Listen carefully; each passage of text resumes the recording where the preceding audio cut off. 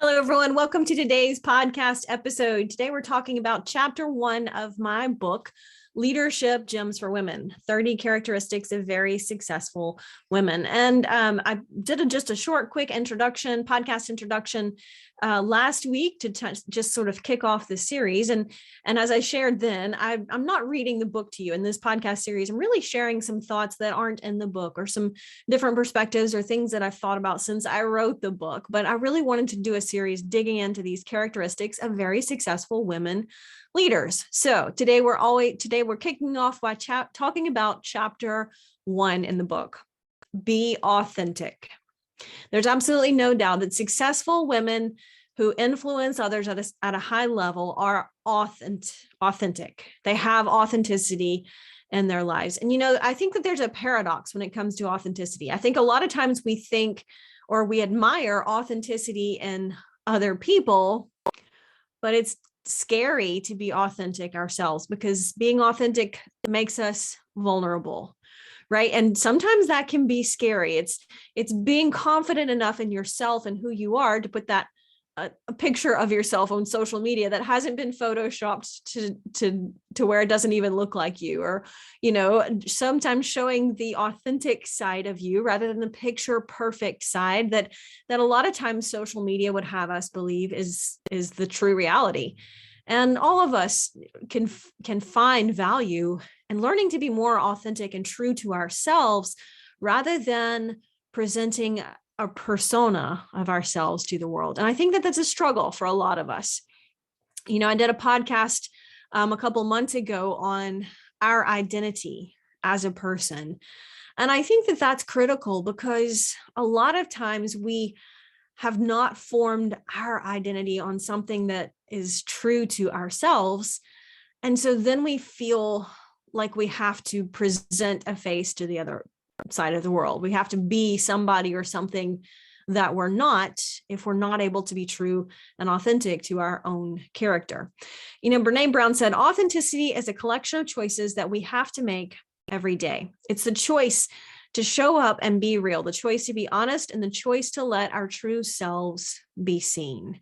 And that takes an incredible amount of strength to show up and to be seen as you are, not because you're perfect, because none of us are, but because you know that you are working to get better.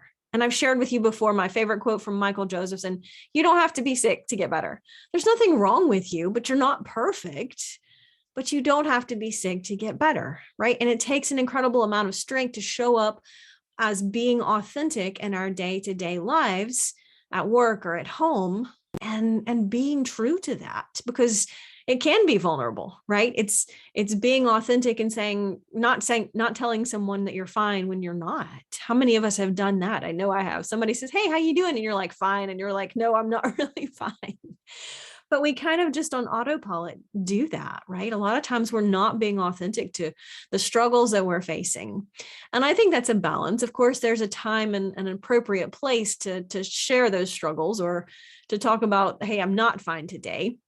But what I'm saying is that we need to be conscious of being authentic to who we are and how we show up, because your greatest strength as a leader, as a person, as a woman, is being truly authentic to yourself, because then you don't have to pretend to be anyone or anything else.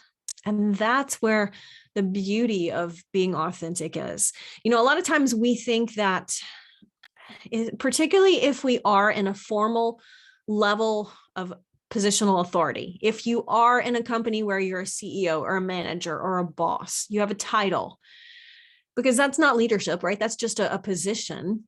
But a lot of times, particularly if we are in one of those roles, we think that our leadership there takes priority over other dimensions of our life. And that is simply not true.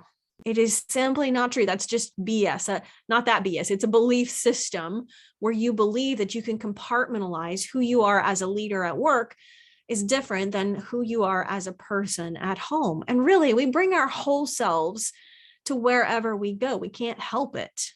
Who we are is who we are, right? And hopefully, as we grow in our character and our authenticity, we show up more authentic in every dimension of our life. And so it doesn't mean that we are one person on Friday night with a group of friends, and then we are a different person in church on Sunday morning. John Maxwell once said that we are really 5 people. He said that we are the person that we truly are. We are the person that our family thinks we are. We are the person that our friends think we are. We are the person that our work relationships, our coworkers think we are. And then we are the person that the rest of the world thinks we are. And hopefully, as we grow, as we develop, as we mature, those 5 different personas really become closer and closer and closer to becoming one, so that I'm the same person showing up in my day-to-day life. Now, absolutely, different scenarios can be different. Of course, I'm not saying that you won't have some fun with your friends that wouldn't fit in a work situation, but that who you are, your values, your character, that doesn't change from one day to the next. That doesn't change. So you don't have to pretend to be someone or something else, depending on who you're hanging around with that at that point of the day. That part of you that shows up to work has got the same character and values that you take with you to the gym, that you take with you to church, that you take with you home. And so your interactions and how you interact with people is always going to be authentically based on who you are as a person and those values that you've chosen for yourself. So I think that's really important. So I wanted to share with you just a quote here. I'm going to share with you a quote that Sarah Ban Breathnach, and I hope that I'm pronouncing her name correctly, but she says, the authentic self is the soul made visible. The authentic self is the soul made visible.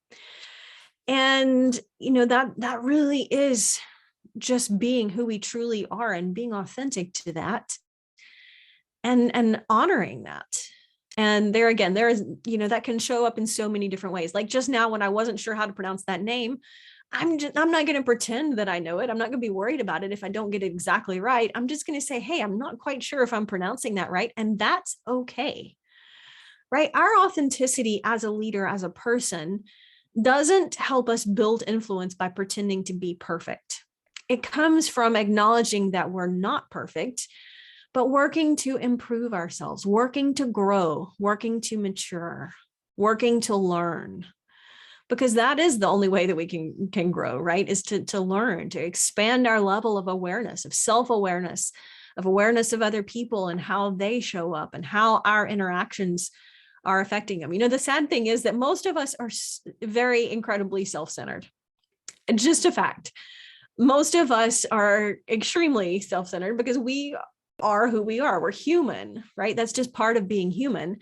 And most of the time we think about relationships or interactions or scenarios with respect to how they affect us. There again, there's nothing wrong with that. That's human. It's part of being human.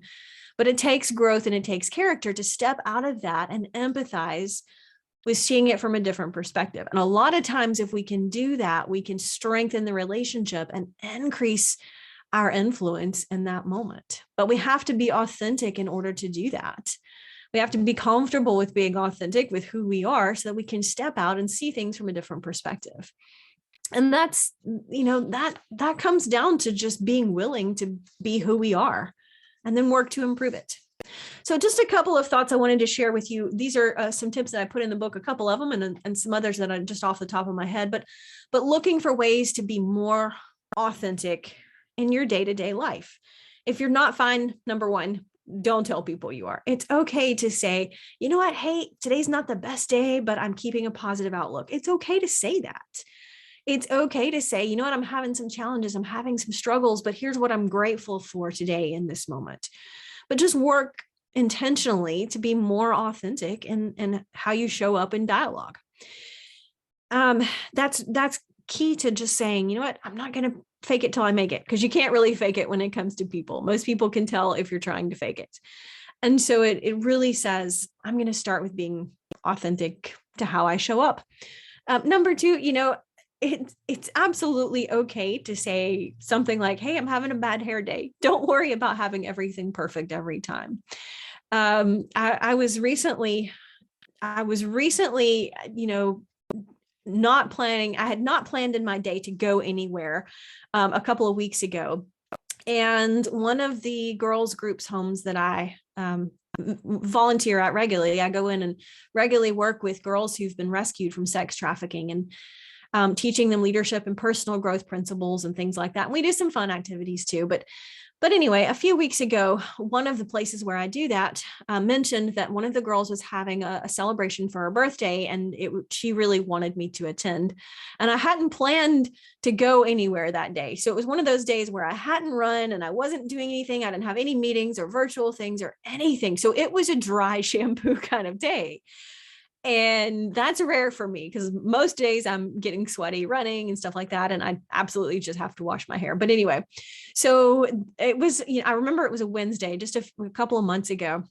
And I get this email notification that it really would mean a lot to her if I had showed up for her birthday celebration. And it was pretty quick, like it was happening in just an hour or so. And so I just had to make a decision. I'm like, can I shift some things around in my day? I'm like, absolutely. If I can be there, that's a blessing to be able to bless her. So I jumped in the car and drove up there. And when I got there, I realized, I was like, oh my goodness, today was a dry shampoo and a ponytail kind of day. It wasn't that I was expecting to go anywhere, but you know what? I owned it. I just said, you know what? Hey guys, wasn't planning to be here today. Just, I was able to pop in and surprise you. But yeah, today was a dry shampoo kind of day. And I just said that. And of course they all laughed, but my point here is that it's okay not to have everything picture perfect all the time. But if we own that and be authentic to it, rather than pretend that's not what's going on, we can certainly just own that and increase our influence because we're showing up more authentically, not pretending to be perfect when we're not, but just saying, hey, I know it's not, and that's okay. So that's a balance for everybody. I realize that, but just again, another example of how we can look to be more authentic in our day-to-day interactions, our day-to-day lives, authentic in our leadership style. If you are self-aware enough to know where your strengths are and where your weaknesses are, then be authentic to that and look for someone to complement your strengths. For example, Mac and I have different strengths. I'm definitely more of the organizer, the planner, the management side of things, the doer, the task oriented. I'm an implementer, I'm an achiever, I'm a check it off and get it done kind of person. Whereas he is not as much that way. Now he's definitely organized. I'm not saying that, but his greater strength is, the energy and the passion with how he does what he does. And we recognize that, right? There'll be different times, like, for example, when we get done speaking, and a lot of times when we speak at conferences, we'll go to the book table and people will have questions for us or they'll want to buy some of our books. And so we recognized a long time ago that Mac is not strong at running the iPad and selling books, the transactions. He's absolutely gifted at listening and talking and interacting with people. But when it comes to the actual doing the thing of selling a book, then that's really my strength. And so we kind of figured that out and got into a rhythm of it. And there again, just being aware and being authentic to saying, hey, he's more gifted in some scenarios than I am. I'm stronger in other areas than he is. And that's okay. That's why we have such a good teamwork and we work together, because we recognize that people are different and strong in different areas. And that can make the strength of the team, absolutely more powerful when the leader is confident enough and authentic enough to own that, to be aware of that, to acknowledge that, and then put something or someone in place that can supplement the areas where he or she is not. So again, I hope that gives you some insights on being authentic, just challenging you today as you go through your day-to-day or your week, the rest of this week. Look for ways that you can be more authentic to who you are, to showing up as who you are in the different scenarios throughout your life, and being more authentic to your true self, not realizing that you're not perfect, but working to get better. Until next time.